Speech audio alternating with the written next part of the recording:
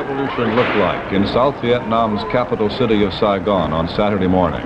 All night Friday, the guns of the revolutionary forces had been firing on the loyal government troops and their installations. All night the shells had fallen on or near the presidential palace, where President Ngô Đình Diệm and his advisor brother Ngô Đình NHI裕refused to surrender. Snipers were everywhere. The city streets rang with the rapid explosion of mortar shells over a background of shouts and cries.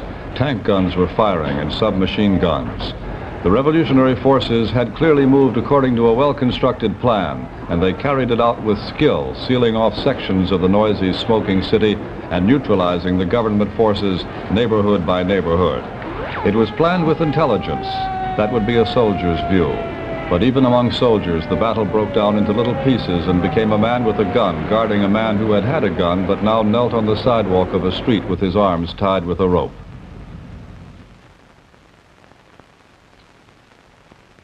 This is a CBS News Extra. Death of a regime. The Vietnam coup. Produced by and under the control of CBS News and presented as a public service by the Metropolitan Life Insurance Company, the company which provides insurance protection for over 44 million people, and by metropolitan representatives in your community. This program comes to you in the belief it is important for all of us to see major news in the making and to know and understand the great events of our time. Good evening. Latest word this evening from our correspondent Peter Kalischer in Saigon is that Army units loyal to the late President Ngô Đình Diệm may still pose some threat to the military rebels who ousted Diem's government on Saturday morning. The rebels have pledged democracy and a decisive war against communism. A caretaker cabinet is being formed, reportedly under Nguyen Ngoc as premier. He's a Buddhist who served as vice president under Diem. Before we show you this film of the fighting in Saigon, a word about how it got here. Our CBS News staff in Saigon, in a breakneck operation, got the film on a flight to Bangkok. There it caught Pan American's round-the-world jet to Tehran, where it was transshipped to a more direct flight. An accident at the Paris airport delayed that plane, and so we're set up now to transmit the pictures direct from Idlewild Airport. At the moment, the anti-aircraft batteries and machine gun batteries all around town are opening up, but from here you can't tell on what. All American personnel have been ordered off the streets, and here at the embassy, reports are trickling in very slowly.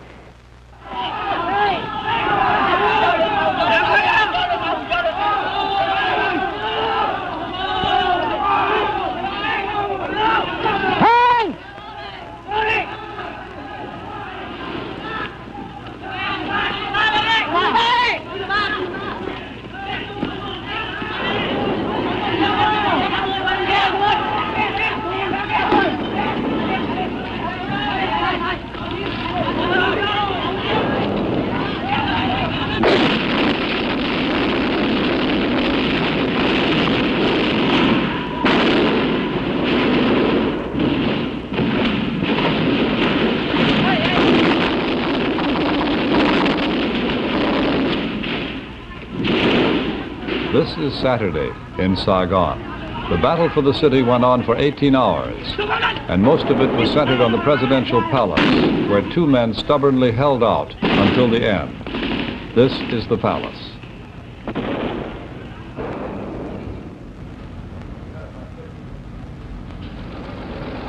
Now there is a lull in the fighting. Just after 6:30 in the morning, Saturday, Saigon time, a white flag fluttered out a window of the presidential palace, and the shooting ceased. Outside, the tanks were gathered. Then the Marines went in. These are Marines, the men who were in the forefront of the battle on the revolutionary side.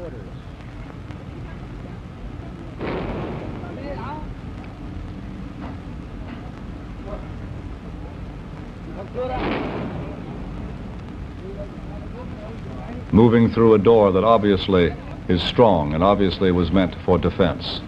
That's the white flag, a Marine in scorn waving it out the window.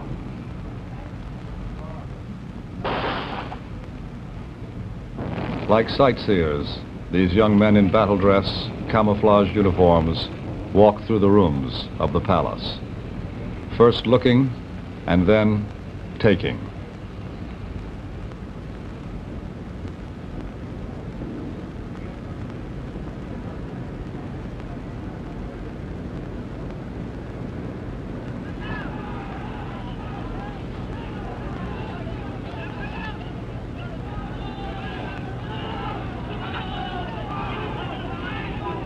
No one has said officially what happened to the two men who held out there so long, President Diem and his brother and advisor. The story in Saigon is that they escaped from this palace through a tunnel, perhaps dressed as Catholic priests, and then were seized by soldiers 3 hours later in a Catholic church. President Diem killed by gunfire, his brother killed by stabbing. That is the unofficial version. Our reporter at Idlewild Airport, from whence these newly arrived films were projected, was Robert Trout. The story of the Vietnam crisis, a look at the characters and the events that led to revolution. I'll be back with that part of the story after this word from Metropolitan Life. Vietnam became the American key to the security of Southeast Asia soon after the end of French colonial rule there in 1954. The country was split in half at the 17th parallel. The North fell under communist rule. The South was turned free. Since then, the story of South Vietnam has been the story of this man, Ngo Dinh, the son of a noble Mandarin family that turned Roman Catholic back in the 17th century. Diem came to power in 1955. His country had been split in two a year earlier, and with a multi-billion-dollar U.S. aid program, Diem built a powerful army as a bulwark against the communist guerrillas in the North. But trouble also came from within. February 27th, 1962, rebel elements in Diem's own American-equipped Air Force attacked the palace in Saigon. It was unsuccessful, and the ruling family passed it off as isolated treason. Others said the revolt was widespread. President Diem took no chances. He moved into a new palace, guarded by his own private army. But certain conditions could not change. Roman Catholic Diem ruled a country that was two-thirds Buddhist. He considered opposition and treason synonymous. Diem gave favored treatment to Catholic institutions, and when the Buddhists demanded equality, they were met by strong-arm tactics. The responsibility for Buddhist repression fell to the man behind Saigon's political throne, Diem's brother, Ngo Dinh. Ngo stayed behind the scenes until his death, and had it not been for his fiery, outspoken wife, Madame Ngo, Diem's brother might have permanently hidden himself in the background of palace politics. Since May of 1962, when Buddhist opposition broke into the open, Ngo had the job of suppressing it. American involvement in Vietnam has been constant and costly since the French were pushed out. At least 61 American lives have been lost in battle with the communist Viet Cong. 16,500 American troops are in Vietnam now, ostensibly training and advising the native army, but often as not, getting into the thick of the anti-guerrilla war. $2.5 billion in American aid have been poured into Vietnam thus far, aid that's now running at the rate of $500 million annually. The war is a slow, slogging process through rice paddies and jungle that are friends to the guerrilla fighters. A struggle of another sort was born in the Buddhist temples of Vietnam. The country's religious majority claimed oppression by the Catholic minority. They chose a violent and grisly form of protest: suicide by fire, a flaming death that effectively brought the world to attention. This awesome scene was repeated time and again, but it made no impression on the government, least of all Madame Ngo. She gave her blunt reaction to CBS News correspondent Peter Kalischer in Saigon. What have the Buddhist leaders done comparatively? The only thing they have done, they have barbecued one of their monks, whom they have intoxicated, whom they have abused the confidence. And even that barbecuing was done not even with self-sufficient means, because they use imported gasoline. There was reaction from the Diem government, August 21st, 1963. nh elite special forces raided Zaloi Pagoda and other Buddhist temples. 500 monks and nuns were arrested. In Washington, President Kennedy had reacted to previous excesses by sending Republican Henry Cabot Lodge as his new ambassador to Saigon. The change helped ensure bipartisan support for the administration's policy in Vietnam, a policy that turned tough on the Diem regime, but even a cut in U.S. aid did not create any observable change. Repression, arrests, harassment, if anything, increased. Students joined the Buddhist protest and were arrested just as quickly. The Diem regime charged that the Buddhists had joined a communist alliance to overthrow the government. Others argued that the monks were expressing widespread unrest and dissatisfaction with Diem's autocratic rule and the failure of his economic policy. The domestic revolt was a potent threat to the war against the Viet Cong. Washington became increasingly concerned that the religious issue would jeopardize new anti-communist military campaigns.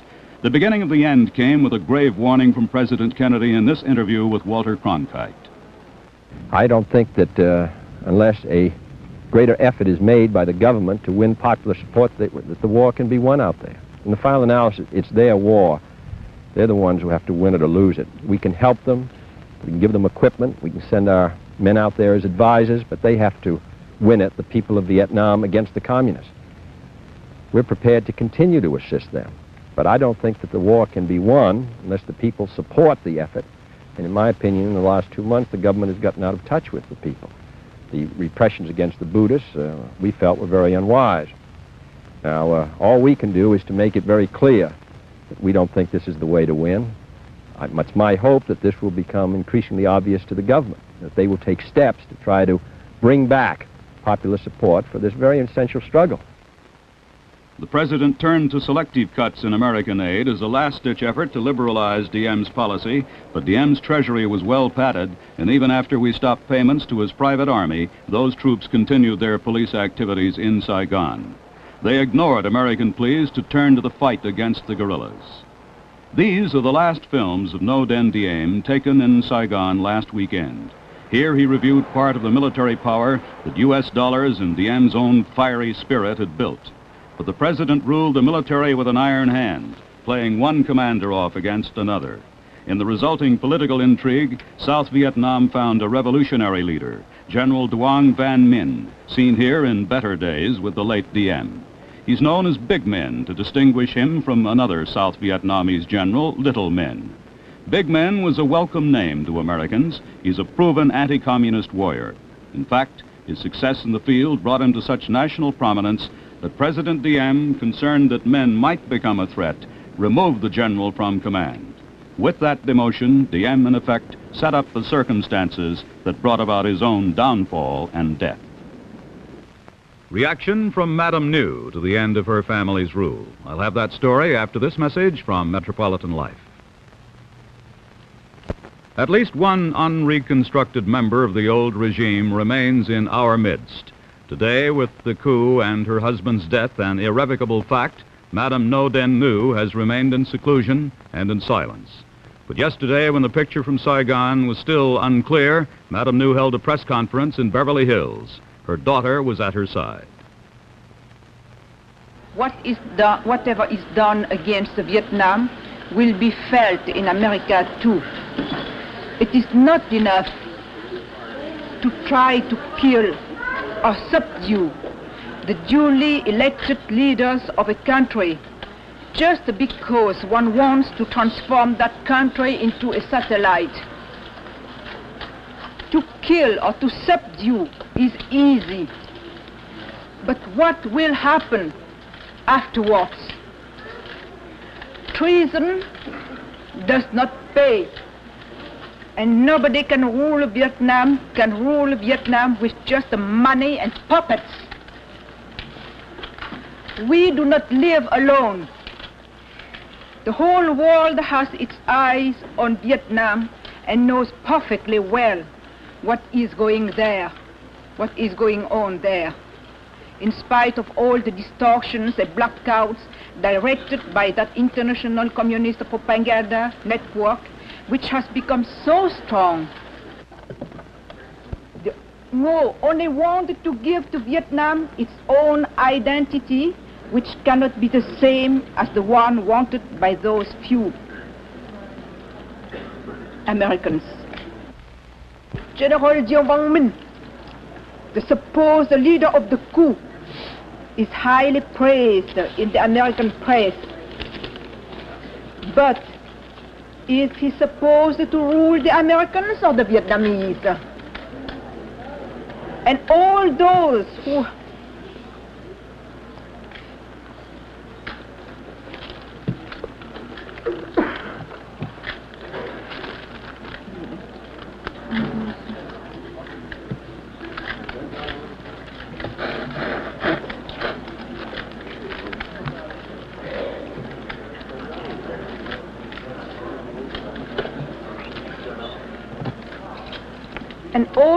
whom some of the Americans intend to settle and to tutor, for how long will they hold the power, if they ever hold the power?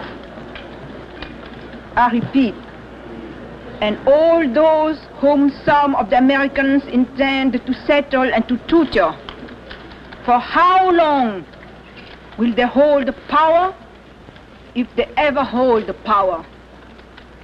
Today, knowing past doubt that her husband is dead, Madame Nhu waited for word of the rest of her family in Saigon, her children, ages 15, 11, and 4. This afternoon, word came from the United States Department of State, and Marvin Kalb reports from Washington. The State Department informed Madame Nhu today that her children are safe and will soon be flown to Rome. Presumably, she will join them there. This was the administration's first public communication with the former First Lady of South Vietnam since her arrival in the United States a month ago. Since it comes after the killing of her husband and brother-in-law President Diem, it seems motivated at least in part by a sense of guilt that the coup d'etat, which this administration encouraged but apparently did not engineer, had to end with violent death for the brothers rather than with banishment to a foreign land, which would have been preferred. Tonight, U.S. officials deplored the killing, said they regretted they had happened. Regret, however, will not delay this country's recognition of a new government in South Vietnam. That is expected within the next few days, once a caretaker cabinet is formed, one led by the former Vice President Nguyen Ngoc Tho, but controlled by the Army generals who now control most of the country. Ambassador Lodge conferred today in Saigon with two of those generals. A source here described their meeting as brief but satisfactory. The ambassador presumably received a tentative list of cabinet members, but this cannot be confirmed here, as well as assurances that the war against the communist guerrillas will be waged as effectively as possible. Though the ambassador did not say so, it is understood here that the American economic aid program to South Vietnam, suspended in part a few months ago, will soon be resumed. This is Marvin Kalb in Washington. The view from our capital. But what's the view like in Saigon itself? How did the city they used to call the Paris of the Orient react to the end of the Ngo Diem and austerity? We'll have some more of that late film just off the jet at Idlewild after this word from Metropolitan Life. It's over. It's over. A long nightmare is over. A criminal dream in which the United States too long pretended that a family regime like Diem's, a family tyranny, really represented the people of the country. These are the people. The students, the ordinary people of Saigon cheering the troops, giving them bread, giving them bananas.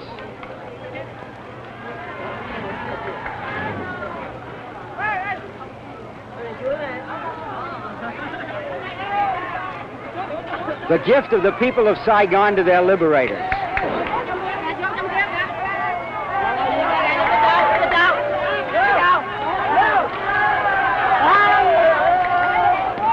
These troops have been fighting all night. They're hungry, and the people know it. That was Peter Kalischer again in Saigon. And this is Robert Trout again at Idlewild Airport. All these scenes after the 18-hour battle was over, the aftermath of the revolutionary fighting in the capital city.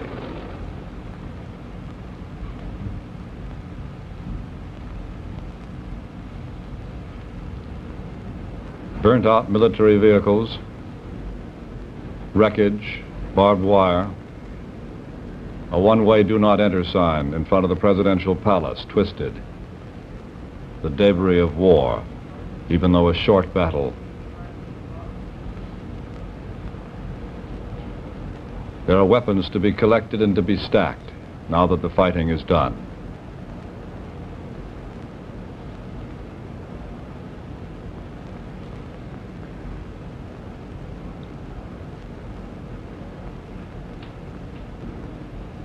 Buildings damaged by gunfire. And cars too.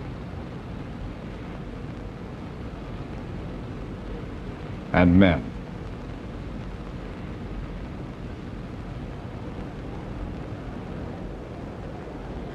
The crowds are pleased, though, and for a while the government let them run wild.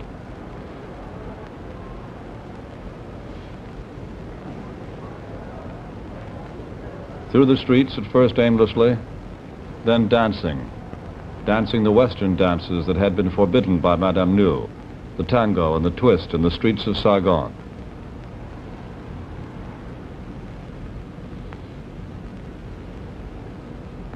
That was a statue that was erected to 3 legendary sisters in South Vietnam's history.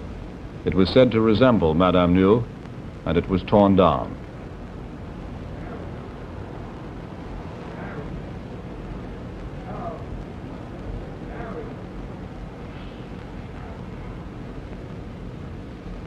Offices and homes that belonged to some government employees were set fire.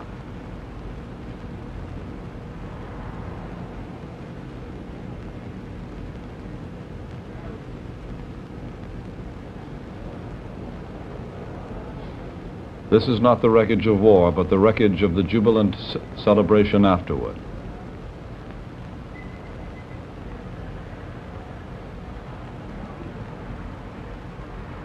Books are being burned. The bookstore was said to have been owned by the Archbishop, who was one of the brothers of the late President Diem, the Archbishop who is now in Rome.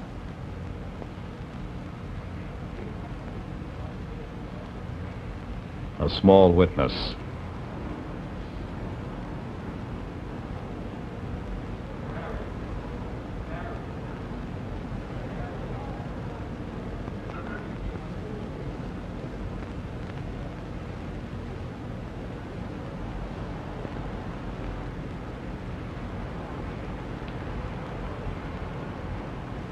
Part of the statue again.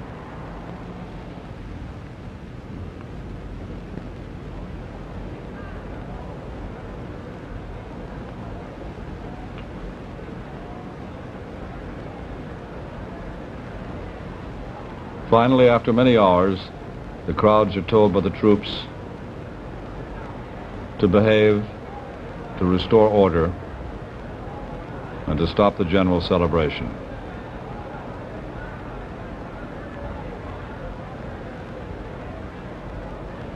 No one seems too concerned. Neither the crowds nor the troops. The city of Saigon, this is how it looked when the battle was over and the soldiers, smiling half-heartedly, tried to quiet the jubilant celebration that followed. This evening, voice circuits were reopened to Saigon, and correspondent Peter Kalischer said that he has now learned beyond a doubt that Ngo Dinh Diem and his brother Nhu were assassinated. They did not commit suicide as the rebels had claimed. Kalischer also reports some troops in the north may still be loyal to the Diem regime, posing a threat to the new government. But though there may still be soldiers loyal to the memory of Diem and his family are gone. They have walked a path beaten clear in the dust of history by other ruling families that tried to equate suppression with government. It is the path that brought a king and queen of France to the guillotine, a czar and czarina of all the Russias to a blank wall in a communist cellar. Yesterday it brought Ngo Dinh Diem and Ngo Dinh Nhu to an armored car in Saigon. So beginning today, for good or ill, new men will write the history of South Vietnam. This is Douglas Edwards. Good night.